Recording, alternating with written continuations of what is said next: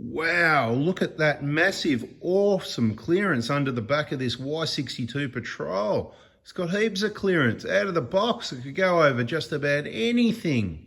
Not. Hey everybody, when I picked up this Patrol, first thing I did is I put it up on the hoist. I haven't done the best job of it this time, but it doesn't really matter. And we had a bit of a look around to see what's going to be prone to damage so we know what's what. And I was a bit surprised thinking, wow, could it really be this bad? Could they really have missed this many things and have this many things prone to damage? And I thought I must be just being a Toyota lover. I must hate Nissans. So anyway, didn't make too much of a big deal about it, but you can check out the video once again in the Patrol playlist on our YouTube channel. And then I've seen under a lot of Toyotas since then, you know, lots and lots of Toyotas have been up on the hoist, the usual. No Patrols, no Nissans, not much of anything else. And I thought, well, it's time to have a bit of a look again and go, well, was I being a bit, you know, was I overdoing it? So let's go over it again, front to rear, the things that I see that are prone to damage. Because when I compare the Toyotas, I go, well, out of the box, you could take this out on the tracks. You're going to hit this and hit that, but nothing, I couldn't find a thing really that's going to get damaged if you're a reasonable driver taking some consideration. But let's say we took a new, if you could get a 150 Pro, I don't even want to talk about the 250 because it's got problems as well. Radiators hanging down really low at the front, and that's at the front of the car. Let's not even go any further. That'll be another video. Subscribe, turn the bell on. Let me know. Contact me if you've got a 250 Prado and you want to bring it to the Prado Hospital. We'll put it up on the hoist. We'll look over it, no charge, and we'll just try and work out what points are most prone to damage. So for your own information, and your vehicle can become famous. There you go. It was worth watching the Patrol video after all. So on the 150 Prado, I sort of go, well, I could take either of the two out. And on the 150, I don't think I'm going to damage anything that's going to stop me or do any expensive permanent damage. Now, looking at this one at the front, I feel that the bar and the corners, this is a TI, not a TIL. I could be wrong, but I reckon the TIL is more at risk at the front and rear plastics. But I feel like the corner of the bumper bar is a little bit more lower and exposed than a 150 Prado, is more rounded off. See, this has kind of got a sharp corner on it. So I feel as though that is prone to, you know, copping it and getting caught up. Or, you know, you could be backing down off an embankment and it just gets caught up and rips it off. But let's just not worry about the plastics too much. Let's look underneath the vehicle. So starting at the front here, it looks like it's got some sort of bash plate. It does help protect the radiator, that sort of thing. So that's good. All right, so I've got no issue across the front here. You might hit these, whatever, that's all right. You might hit any of this stuff. You might scrape that, that's all right. You're not going to see that. It's a four-wheel drive. Under the control arms, no worries. I've got no issues until we get to about here. And I've got two kind of big issues right in front of me. And as you can see, there's no sump guard for the engine oil sump. Do you reckon we need oil in our engine sump? Do you think on independent suspension vehicles, quite often your bash plate gets hit in the middle there? In this case, the sump is the bash plate. So I just think that is absolutely stupid. I'm not taking it back. Go and have a look at the first video. I probably said the same thing. And you know the worst part of it? Let me get up here. The sump's lower than the cross member here, right? The sump is actually lower. Let's come around to the other side. Just show you, right? Look at that. That's the sump. That's the cross member. It's about 10 mil down. Anyway, bloody ridiculous for a start. So we don't have to look too hard, and we've gone, okay, your sump's at high risk. We certainly need a sump guard, and by adding a sump guard, it's going to reduce the vehicle clearance, disadvantaging it even further. And it's a longer wheelbase, so your ramp over and your clearance under here, certainly not as good as a Prado. Let's continue. Front diff, we've got an alloy housing. Let's hit some rocks on that. And how do you reckon that's going to fare? I know I'm probably just being a bit fussy here, but you know what? I like reliability, and if I'm going to hit the tracks, I just feel that that's risky. So a bash plate would take care of both the front diff and the sump, so definitely need something there, but you want something that is nice to your clearance and, you know, doesn't take too much away. Of course, until you get a bash plate, you've got this hose here. It's got a bit of protection on it and whatever, but that could get taken out. Some people say the CVs are like butter. I highly doubt that. The CVs would be good, and they're not too much angle at the moment. But in low range with V8 torque, you'd certainly need to be careful how you use them because they are only CV joints. So you've got to be aware of that and use it accordingly. We don't really have any issues on the Prados unless you do stupid things, which is very rare. And I don't see any lines or anything hanging down the front here that I'm too worried about. As far as brake lines and ABS lines and stuff like that, looks pretty good. So a bash plate would cover those three concerns. Let's move a little bit further backwards now. And I do have my next concern, and it's to do with the suspension, as you can see what I'm looking at here, right? Hydraulic lines, and you know, that's your junction right there. Bit of protection as it crosses the vehicle in the middle. So if you get your rocks right in the middle, this looks pretty solid, about 2 mil. That's probably going to give you some protection. If you get your rocks there, you're okay, but I'm already trying to avoid the rocks because the sump's exposed, so I've lined up my rocks for the control arm, and guess what's right behind that? As you whack, whack, whack, whack, whack here, and bada bing, right on your junction, you got one on each side. So that's a big, I don't like that being there, and I would like to see some protection for that if I was going to use this heavy duty off-road, which I'm not, so I don't need to worry about that, but you never know. Plans are subject to change. What I'm saying is though, if you've got a Prado, these are the sorts of things you don't need to worry about. I've looked under the Prado since I looked under this, going, why am I so biased? What have I missed? And to be quite honest, nothing really. So let's move on.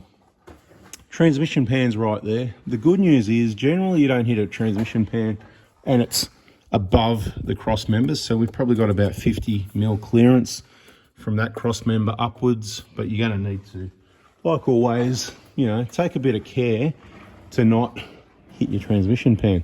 But what we got right next to it is a wire that's very low. It's just right next to the edge of the pan there, as you can see. This one here, you know, if you're not sure what I'm talking about. And to be quite honest, I really don't like that there. Even on outback touring, you're going down tracks where there's sticks on the tracks and in the sand. And if you watch my videos on the other channel, Full Before Adventures, you'll see I had a stick go right up above the catalytic converter on the Prado and damage the heat shield above it and had to replace that. It's all in videos. If you missed it, well, you know, you miss it, you miss it, right? But it would be easy for a stick to get hooked up behind around that wire there. Well, not that easy, and I'm sure it's never happened to anyone, right? And if it did, well, they probably didn't bother talking about it. It probably just went on a tow truck to the dealer and got replaced, and then they never went off-road again, or they sold it and bada bing, bada boom. So look, I don't like that wire there. Some people might think it's low risk, but that's the only thing I'm seeing there. Prop shaft and exhaust is well protected behind all these cross members. That's awesome. Transfer case, again, it's alloy. Because it's at the midpoint, the ramp over, I'm a little bit concerned about the alloy there. I mean, the Prado's alloy as well. Either one of them, if you hit it hard with a hard rock, you're going to crack the casing. You've got to be careful what sort of guards you put on those as well. We already know about that, but that's another story. We won't go there. Now, what have I missed? Anything before that? Any other wires? The exhaust? Yeah, it looks like, look, you know, the exhaust might get hit a bit. If you go heavy duty off-road, it's something that's going to get hit, but it's something that I'm not too concerned about. I don't think it's going to cause any big issues. So you don't want to put any big rocks down the center over your transmission pan and your transfer case, which is normal anyway. So I think some underbody protection around here for the extreme tracks is going to be for the people that want to be doing that sort of stuff. Now, there's a guard on the fuel tank. That's cool. No worries. Looks like just like the Prado one, really. Thickness, very similar. Might be a little bit thicker, but there's this other guard across the front of it, which is kind of okay, but if I was Nissan, I would have made it a little bit shorter because it feels like it's just going to get hit on the front by things and get wrapped around this one here. All right, so I don't know. May or may not happen. I could be dreaming. Side steps is your usual story. They're bolted on the same as the Prados. You got a little bit of clearance issues. Like I said, the longer wheelbase, so there's more chance it's going to get hit there and picked up and damage your side steps. So you can get some aftermarket heavy-duty steps if you're going to go down that road. I'm not. The hydraulic at the side here, I've got no issues with that. It's either protected or up a bit out of the way with some pretty strong lines up there. No issue.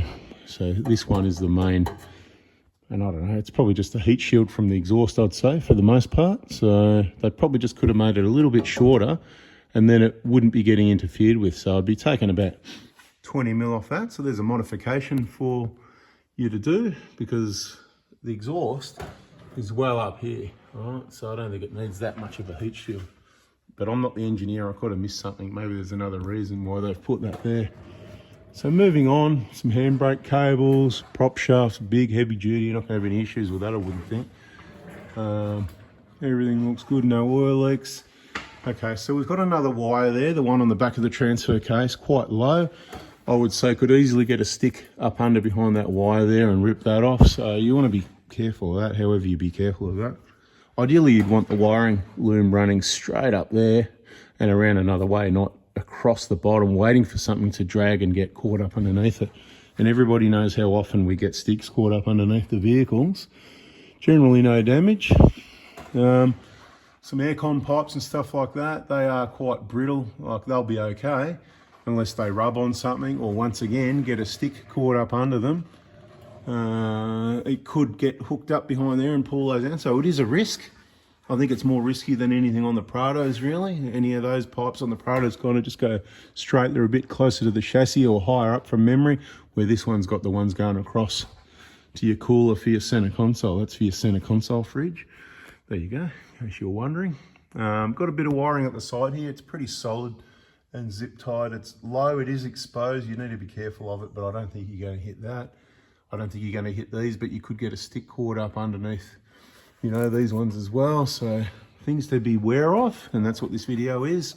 We're just about out of time, so I'll hurry up. Muffler might get hit, but it'll be all right. Fuel tank might get hit, but it'll be all right. Handbrake cables, they might get things caught around them, but you know, they're going to be pretty strong. They're not going to get ripped off. Rear CVs, well, if you're fully flexed up and you give it the gas, there's a good chance you're going to have some problems. So this is another reason why I say, if you're going to do heavy duty off-road, personally, I know a lot of people have done it and everybody knows better than me and they've been okay so far.